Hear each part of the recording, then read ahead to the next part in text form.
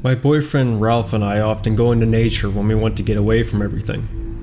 When we met, I was an avid hiker and he was a zipline instructor.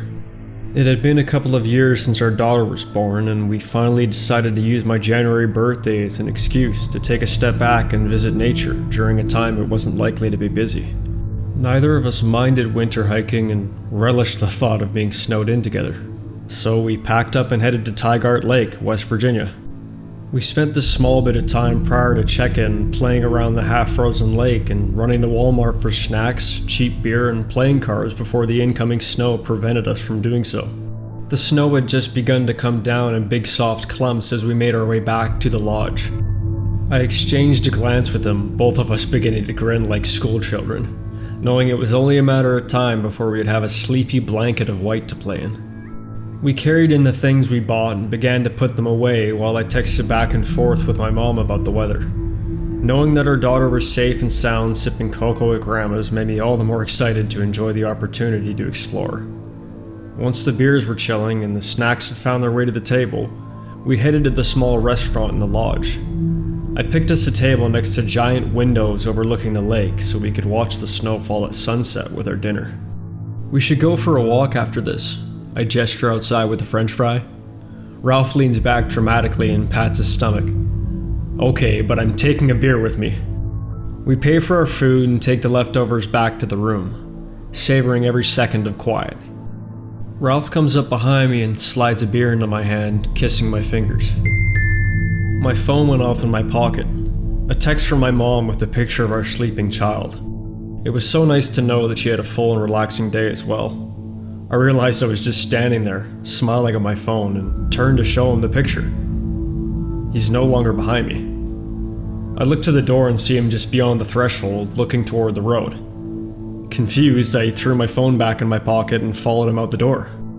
The snow had forced a pocket of stillness over the area. Stepping outside was like stepping into a void. The parking lot and surrounding area were pitch black. So quiet. All you could hear was our boots crunching on the fresh snow. Making our way down the road, he comments quietly how the snowfall has made everything eerily quiet. We both chuckle at the irony of the obnoxious noise, but his laugh sounds forced. I pull my phone from my pocket and notice it's just the alert for the battery. I show Ralph the alert, illuminating his smiling face with my phone screen. But as I pull the phone away, I feel my heart jump to my throat. There was something wrong with his face. He was looking past me, his smile feigned and lifeless. I tried to swallow my panic, stretching my hands over my head and yawning. What was wrong with him? He put his hands in his pockets stiffly and began to walk in the direction we had been, away from the lodge.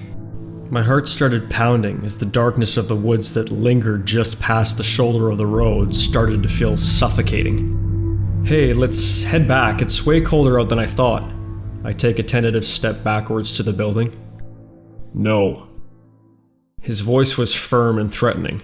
Nothing like I had grown accustomed to. My golden retriever gamer boy turned gruff.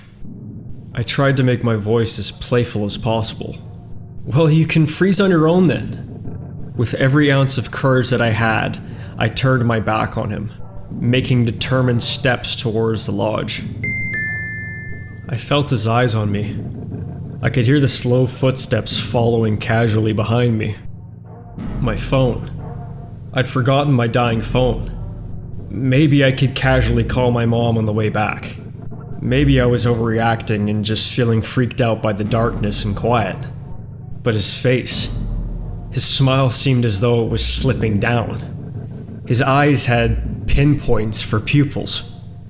I could feel him roughly 10 feet behind me, every step sending pinprickles all over my body. I pulled out my phone and what was on the screen sent a chill to my core. A text from Ralph. "Where did you go? I go to the bathroom and you just ditch me in the room?" I stared at the phone, feeling my dinner threatening to make a return appearance. Willing my feet to move faster than this casual walk. To run. I could still feel it looking at me. That's when I heard the footsteps behind me break into a sprint.